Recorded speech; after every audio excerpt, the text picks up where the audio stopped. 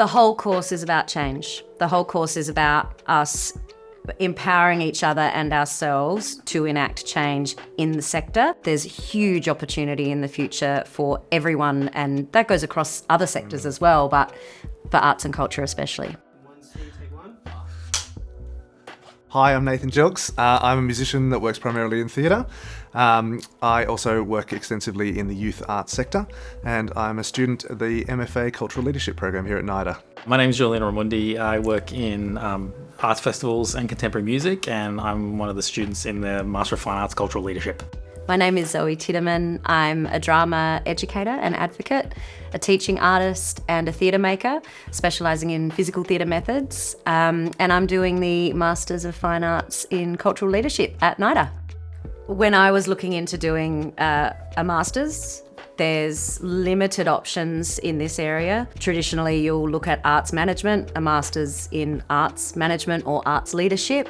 NIDA's course offered, in terms of the study options, a much more attractive group of subjects. But the most attractive thing for me was the fact that we could come together and study as a group and learn from each other in that space. And also, the final part of the course is an international placement, so being able to use NIDA as a platform to network on an international level to really cap everything off and then come back completely armed, ready to go back into our sectors and contribute. I'm Amanda McDonald-Crowley. I'm the course leader for the Cultural Leadership program here at NIDA. Cultural leadership, as we define it here at NIDA, particularly for this program, is that we gear the program really specifically at people who are in leadership positions in one way or another, as producers, as curators, as theatre directors, really in a really broad cross-section of the ways the people who make art happen. But we're interested in really getting some grounding and some leadership skills to take them to the next level of their careers. You know, I think there is an expectation that the natural progression as an arts leader is into sort of management and administration. But what is great about this course is it looks in the big picture. You know, it's about advocacy, it's about policy, it's about putting our practices that are happening in Australia into an international context. And research as well. Totally. And looking at how it kind of all pieces together so it sits in a much bigger frame. It's also, I think it's probably the most visionary course that NIDA's ever come up with for me, because in fact it goes beyond performing arts. There are people in other cohorts that are gallery directors and that work in the museum sector and in the tertiary sector and like in the youth arts and education sectors in music. And actually NIDA is the perfect house where all the other disciplines can come together. So the course runs for 30 months. We call it part-time. We have 4 intensives annually.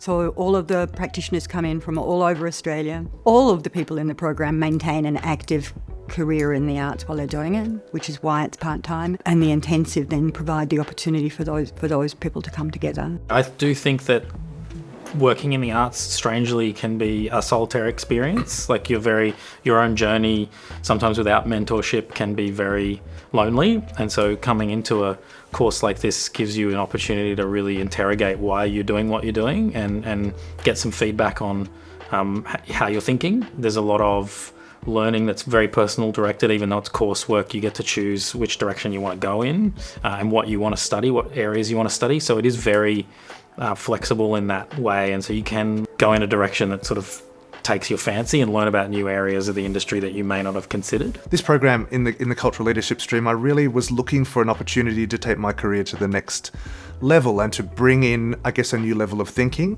a new level of rigor around my practice. I was really interested in what the other people in the sector were doing, because you know, sometimes as a leader that you sometimes feel very isolated in your own company, and actually to be connected to an incredible cohort of artists and practitioners from around the country has been so valuable. And even aside from the lecturers, but the experience here at NIDA is it's just amazing. The people are amazing. So at NIDA, the Capstone project in the Cultural Leadership program is an international case study. They have to give really serious consideration, not only to what they're going to learn from that international placement, but what they bring as cultural practitioners to that placement, so that it's a reciprocal arrangement, but it's also to learn from that. So it's so much in this program is about peer learning. I think what really excites me also about the international placement is that it kind of mirrors how big fellowships or big scholarships in the international sphere, it sort of mirrors and mimics how they operate. So,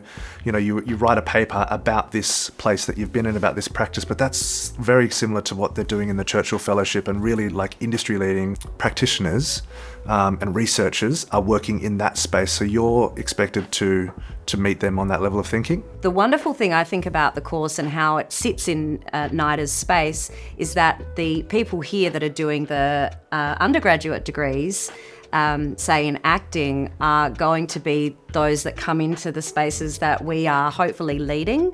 So I think it's a really exciting time to be a part of arts and culture in Australia. For the first time since 1994, we now have a really impactful cultural policy document.